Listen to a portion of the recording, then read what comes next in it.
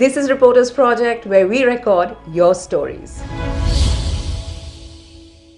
In the last 6 months, we've reported about how the ban on cow slaughter has made cattle rearing unviable and created a massive problem of abandoned stray cattle. In Uttar Pradesh, they're landing up in schools. Sahil Mengani reports that despite special policies and budgets, the government is struggling to deal with this problem. From protecting their fields at night to shelling out money to support makeshift shelters and getting arrested for abandoning cattle, it's farmers who are bearing the brunt of Gauraksha. 15 तारीख से बंद है।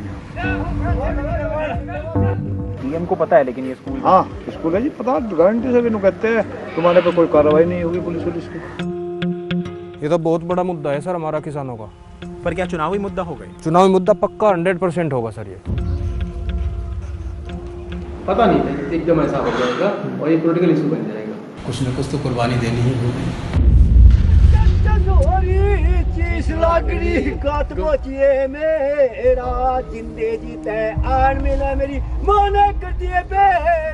At night, across Bagpat, like in much of western Uttar Pradesh, bonfires are a common sight. These wheat and sugarcane farmers are not celebrating though. What they are doing is relying on each other to stay awake and vigilant. As dusk falls, these farmers double up as night watchmen. In the biting cold, armed with flashlights and sticks, small groups take turns through the night to protect crops from stray cattle scrounging for a meal. Even this 25-year-old Jawan from the Indian Army's Jat regiment, who is home on leave, is not spared. Guarding his father's fields is a far cry from defending the country. But in Uttar Pradesh, this is the need of the hour. कभी मतलब सरहद की रक्षा के बाद फिर यहाँ पे आके यहाँ की भी रक्षा करनी पड़ रही है। हाँ जी, हमारा सारा खेत खा दिया। यहाँ से जी 20-30 आदमी रोज रह रात को। ऐसे ही ना जो भी मिलते हैं ना पकड़ के लाते हैं और यहाँ पे बंद कर देते हैं। In the sharp light of day, the destruction wrought by stray cattle can be seen clearly. गंडे टूटे पड़े, ये इन्हें काटने में तो पड़े। ये किसी काम के नहीं है अब आपके? नहीं काम के हैं, कहीं में काम होंगे, खेत बोने में काम नहीं आने के, गुड़ इनका नहीं होने का। Not only have they destroyed 65-year-old Dharampal Singh's standing sugarcane crop, they've also eaten the saplings for the next one. So, he has also lost the money he had spent on seeds. With bankrupt sugarcane mills still to pay his dues, this loss is a triple whammy for his family of 10. ये जो बछड़े छुटवाए वो सब काम कराया बाबूजी ने, मुख्यमंत्री ने, उसकी देन है सरिया। इन्हें मरवा दिया हम किसान सब। पर कैसे? क्यों? उनको क्यों जिम्मेदारी? जिम्मेदारी है, सब बछड़े छुटवा दिए, काट और लगा दी, सब दूध घर छोड़ देने। वो हमें बताते, अगर उनसे पूछा जाए तो वो कहते हैं हम तो गौ रक्षा कर रहे हैं। गौ रक्षा ना कैसा ही खाना कर रहे, ये लोग मरे रात को, ये टाइम में मरे पड़े रहे हैं, यहाँ से सड़कों पड़े रहे, टक्कर मारे इनका गाड़ी। ये तो एक गौ पाप है, इनका दर्द शराब देगा इन लोगों को। आप कह रहे गौ रक्षा नहीं, गौ पाप है। पाप है जी। In village after village, every farmer we spoke to said that this would be the main issue for them in the Lok Sabha elections. 32-year-old Pankaj Rana in neighbouring Shamli was hit on his leg by one of 4 stray bulls that had entered his 1-acre farm last month. He's still limping, but he's luckier than the 7 farmers who have died in the past 2 months in cattle encounters. Sir मैंने गेहूँ बो रखा था अपने खेत में और मैंने एक लड़के ने गांव के बताया कि भाई तुम्हारे खेत में सांड बड़े गए हैं। इसी खेत में? जी सर। मैं वहाँ पे पहुँचा तो देखा मैंने 4 सांड वहाँ पे खा के उसे बैठे थे। जैसे ही मैं अंदर घुसा खेत के उन्हें भगाने के लिए जी, वे मेरे पीछे मारने के लिए दौड़ गए। मैं अपनी जान बचाने के लिए जैसे ही भाग गया सर तो मैं गिर गया। गिरने के बाद एक सांड ने मुझे दबा लिया और वो देखो उधर भी अब भी खा रहे हैं, अभी भी खा रहे हैं सर, देखो अभी भी खा रहे हैं, देखो देखो सर, अभी भी खा रहे हैं। तार लगे होने के बावजूद भी उनमें अंदर घुस के, क्या सरकार ये गौ रक्षा कहती है ऐसे? बताओ, गन्ने खेत में क्या क्या, इधर गन्ने खेत में देखो निशान, थोड़े दिन के बाद ये भी खराब और जो धंस गया वो भी खराब। ये तो बहुत बड़ा मुद्दा है सर हमारा किसानों का। पर क्या चुनावी मुद्दा हो गई? चुनावी मुद्दा पक्का 100% होगा sir. But while farmers are expressing their anger and distress openly, they go mum about the secret compromise they have worked out with government officials. It's only on hidden camera that we are able to capture how across Baghpat, Meerut, Baraut and Shamli, the population of stray cattle has reached alarming levels. Villagers and local government officials revealed that government schools were being used to park the cattle caught by farmers. All the 7 schools we visited for this report have for all practical purposes been shut for close to a month now. ये क्या अंदर school staff है sir? School यहाँ तो क्या हो रहा है रोज यहाँ पे? बस यही उनकी सेवा चल रही है जी। तो मतलब अगर अंदर ये अभी क्लासेस लग रही है अभी? नहीं, बच्चा नहीं है कोई भी, वो टीचर है जो 2-4 दिन में टीचर आ जाते हैं, अपनी हाजिरी लगा के चले जाते हैं। एब्सेंट सारे एब्सेंट ही चल रहे हैं। ये स्कूल चल रही है क्या मास्टर जी? जब सारे एब्सेंट थे सर में लाल होनी चाहिए ना। ये सारे में लाल तो फिर हमारी हाजिरी कहाँ लगेगी? We spoke to close to 50 villagers, 3 deputy magistrates, 3 chief development officers and 2 teachers in the course of this investigation. Our first stop, a primary school in Baghpat. The Pathshala had turned into a Gaushala. Instead of students, we saw cows, bulls and even calves. बच्चे नहीं, अब सही बच्चे तो आज बैठ गए, कहाँ वो कर लेंगे? वो यहाँ गोबर और वो सब बच्चे कहाँ बैठते हैं फिर? अच्छा ये जैसे कक्षा ये ताला वाला लगा है ना अभी तो खाने के मारो इनके बहुत उसके रखा गोबर वगैरह कमरा भी साफ होना। ये क्या प्रधान principal room?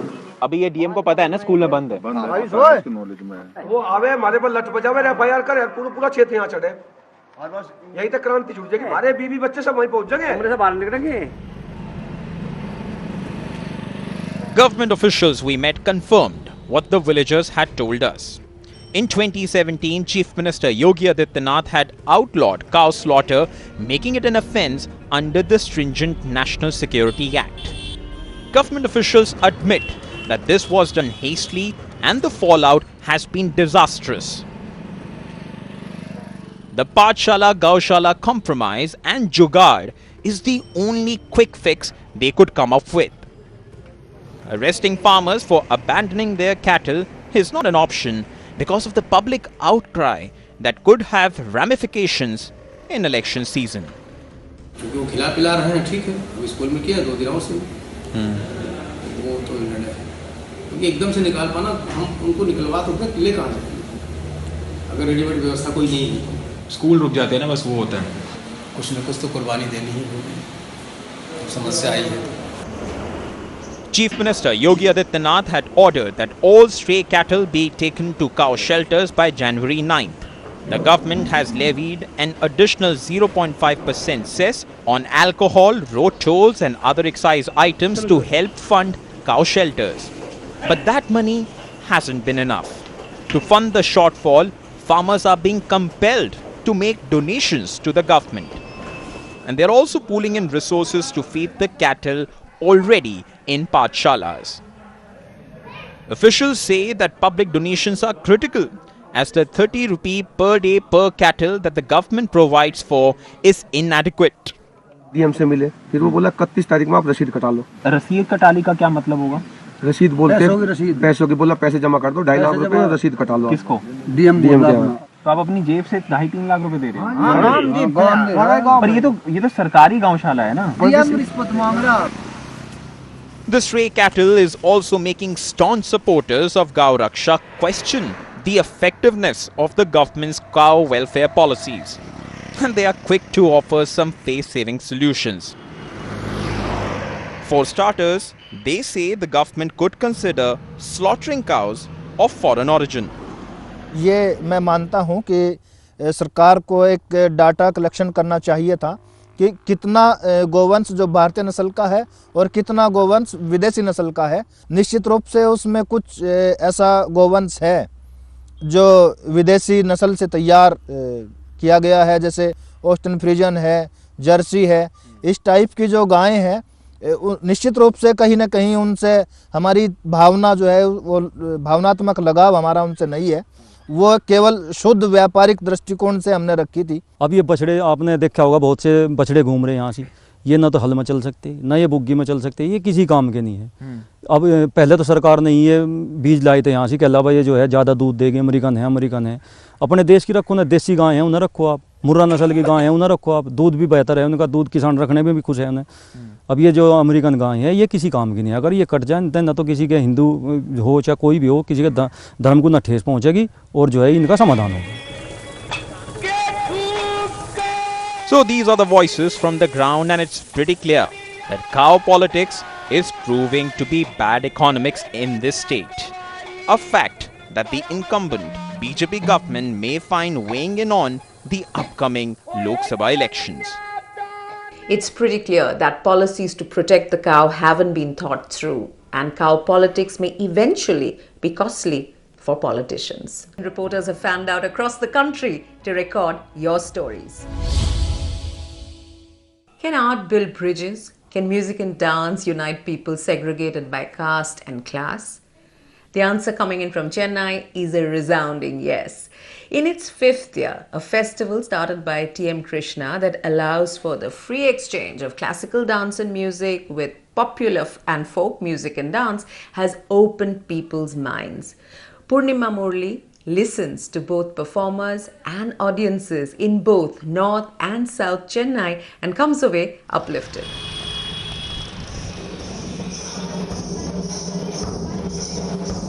These young boys are entering a sabha, one of the many auditoriums for classical art performances that dot Mylapore, Chennai's most elite locality.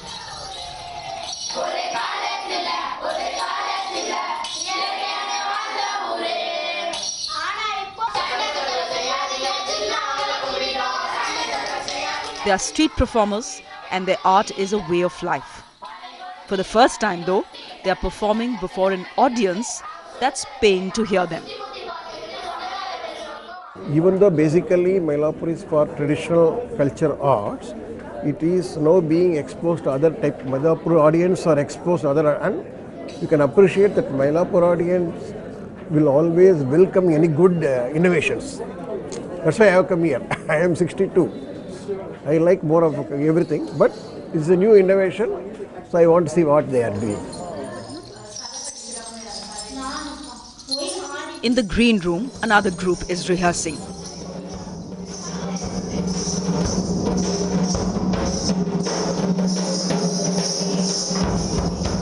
The anklets or salangai come on, and soon the vigorous beats of the parai pervades the place.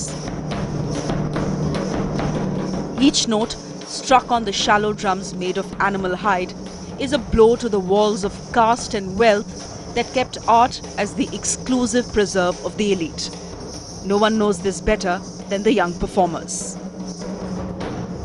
ரொம்ப எக்ஸைட்டிங்காக இருக்குது. நாங்கள் இது வரைக்கும் பண்ணதெல்லாம் பார்த்தீங்கன்னா சின்ன பசங்க மத்தியில், நாங்கள் தெரிஞ்சவங்க மத்தியில் பண்ணோம். இப்போ தெரியாதவங்க பெரிய பெரிய ஆளுலாம் இருப்பாங்க, அவங்க முன்னாடி பண்ணுறப்ப வந்து நர்வஸாக இருந்தாலும் கான்ஃபிடென்ட்டாக இருக்கும், நல்லா பண்ணுவோம். குழந்தைகள் பாதுகாப்பு சம்மந்தமாக, குழந்தைகள் படிக்கணும் அப்படின்னு சம்மந்தமாக, சைல்டு அப்யூஸ் நடக்குதுல்ல, ஸோ அதை தடுக்கிற சம்மந்தமாக விழிப்புணர்வு, சைல்டு மேரேஜ் தடுக்கணும் அப்படின்ற சம்மந்தமாக, அந்த மாதிரி நிகழ்வுகளுக்கெல்லாம் வந்து நாங்கள் சொல்கிறதுக்கு முன்னாடி ஜனங்களை ஈர்க்கிறதுக்கு இந்த பறை அடித்து ஒயிலாடி அந்த மாதிரி விஷயங்களை வந்து நாங்கள் செய்கிறோம். Korukuppet in North Chennai is a busy, dusty, working-class neighborhood.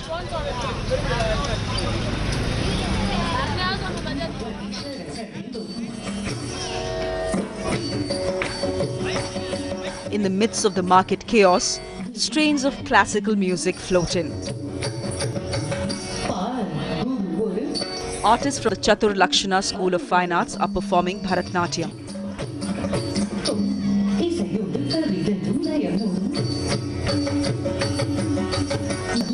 For most here, it is an extraordinary experience, a spectacle they have never seen before in flesh. For the first time, amid the din and bustle of North Chennai, art is blossoming.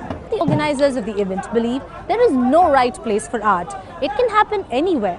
People of varied socio-economic groups have taken part.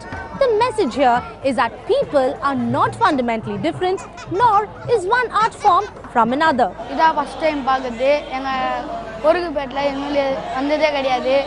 இது பார்க்குறதுக்கு first time. இன்னொரு தடவை வந்தால் நல்லாயிருக்கும். இதுமாரி dance, hip hop, Bharatanatyam பண்ணுறதுலாம் எங்கள் ஏரியாவில் வந்து பண்ணலாம். நாங்கள் என்ன வேணால் கேட்போம். அத்தோட வந்தால் கூட நல்லா தான் இருக்கும் எங்களுக்கு. வெளியூர்லலாம் இதுமாதிரி பார்த்தது கிடையாது. இந்த எங்கள் ஏரியாவில் மட்டும் தான் வந்துது. இது ஒரு ஃபஸ்ட் டைம் நாங்கள் பார்க்கறது டெய்லியும் இருக்கோம். உண்மையிலே வந்து ரொம்ப ரொம்ப சந்தோஷமாக இருக்குது. ஏன்னா வந்து இந்த கலை வந்து அந்த கலைக்கு நிகர் இல்லை, அந்த கலை இதுக்கு நிகர் இல்லை. நாங்கள் அங்கே போனாலே இவங்கெல்லாம் கானா பாடுறவங்க, ரோட்டில் டான்ஸ் ஆடுவாங்க, அந்த மாதிரி தான் பார்ப்பாங்க. ஆனால் இப்போ நாங்கள்லாம் ஒன்றா சேர்ந்து ஒரு ஷோ பண்ணுறோன்னு நினைக்கும் போது உண்மையாகவே வந்து ரொம்ப ரொம்ப சந்தோஷமாக இருக்குது. நம்ம அடுத்த லெவலுக்கு போகிறோன்ற ஒரு தாட் வந்து எல்லாருக்குமே இருக்குது. எனக்கு தெரிஞ்ச வரைக்கும் நான் சொல்கிறேன், ஆர்ட்டுன்றது யாராலையும் பிரிக்க முடியாது. பட் என்னை பொறுத்த வரைக்கும் சொன்னால் இந்த மாதிரி ஒரு விஷயம் இருக்குன்ட்டு எனக்கு இப்போ தான் தெரிய வந்துச்சு. இந்த மாதிரி போட்டிருக்கிறதுனால எல்லாருக்குமே ரொம்ப பிடிச்சிருக்கு. இப்படி என்ன அப்படின்னு உங்ககிட்ட நானே வந்து கேட்டேன். ஸோ நிறைய பேருக்கும் எல்லாத்துக்கும் வந்து இன்ட்ரெஸ்ட்டாக இருக்குது கேட்குறதுக்கும் சரி, இந்த மாதிரி ஒரு விஷயம் நடந்தால் எல்லா இடத்துலையுமே சரி.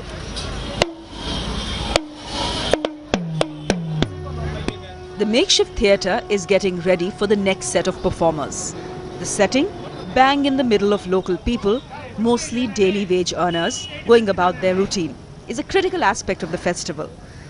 It brings home, like nothing else does, the fact that democratization of culture and art is at the core of the festival. For the first time, Nityanand Jairam, myself and Saravanan of Uru Olkot Kuppam met.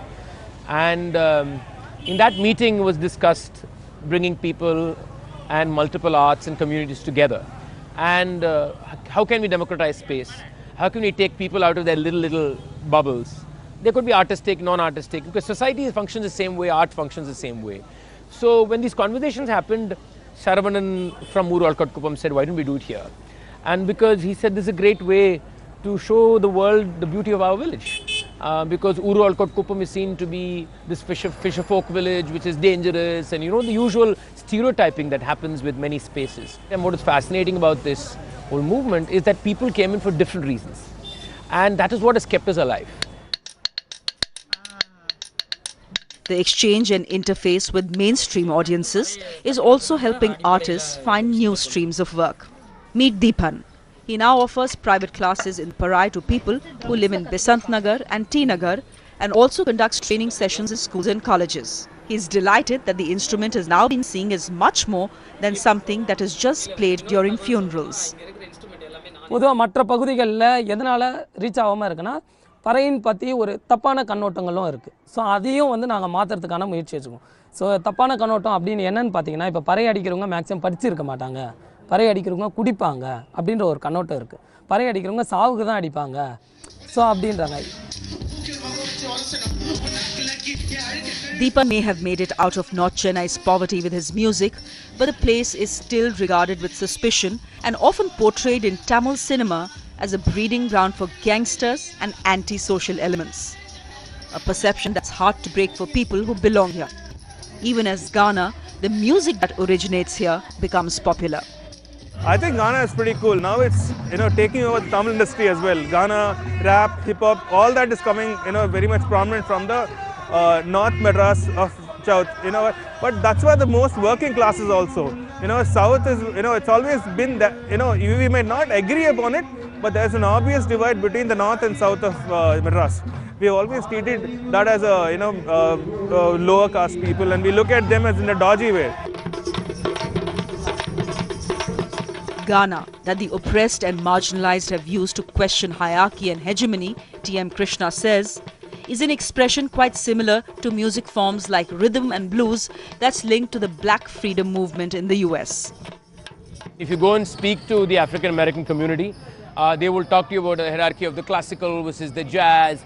So hierarchy is inherent in societies across the globe, and lot of musical forms have come from communities that have been marginalized and oppressed. And therefore Ghana, for example, which has its birth in Chennai, its home is actually where we are seated here, North Chennai, is again the voice of the people who have been marginalized. Voice of freedom, voice of protest, voice of asking questions, political, social. And it's an important form. And you have this across India too. Ghana is Chennai, but you have so many other art forms that are across the country that have been the voice of the people who have been marginalized. So, but these are the voices that need to be heard louder. They have to be heard in multiple spaces, and they have to contest with the so-called accepted voices of the upper caste elites and the upper classes, the classicals and all these forms that we have somehow accepted to be representation of culture. Ghana is culture, and Ghana has to contest with everything else that is there. Moving out of the Sabha has also been good for traditional classical performers. Singing here is a reminder that art is appreciated first at a visceral and emotional level. Basic thing is when you're in the Sabha, you're there more to, like probably show your talent, your learning and your artistry. But in a place like this, we're here more to inspire people. So the kind of connection that we get with the audience is very different. The energy levels that we get from the audience is very different. And like one of my students, like she said, when we perform on stage, we always have the fear of, the stress of being judged. Whereas in places like this, we are a source of inspiration to those who come and watch. So the entire equation changes that way. I'm coming to this area for the first time, so to have actually come through that route and everything, it was like romba different, and like looking at the food stalls and everything, looking at people, it was like completely different because in the side Vande Kadayadu, I think many of us wouldn't have been here, so it was like a very different experience. And to perform here, we are very, very excited. As someone who studies the performing arts and its history, I know that music and dance particularly have always connected people from across different sections, stratas, religions, faiths, everything. But of course, in the post-colonial India, a very conscious ostracization of certain art forms, the categorization happened for many, many reasons. And of course, this idea of this inherent inequality and the hierarchy between arts is definitely a lot more pronounced in the post-colonial, setup. The annual street festival is still far from becoming a movement for social change, but the organizers are enthused by the response of people from both sides of the divide. Generally, what happens is if you have to promote something, it's more of a speech. Then it becomes a little boring for the people to understand. But this kind of music, which gives a lot of meaning into it, which is also not very difficult to understand by a layman, you can say, I think it's definitely an excellent way of promoting the oneness. The introduction of new art forms to new audiences, lovers of Carnatic Shrutis tapping their feet and even joining in the Parai Atam dances, and North Chennai residents enthralled by Bharatnatyam performances. An exchange that's the start of something much bigger.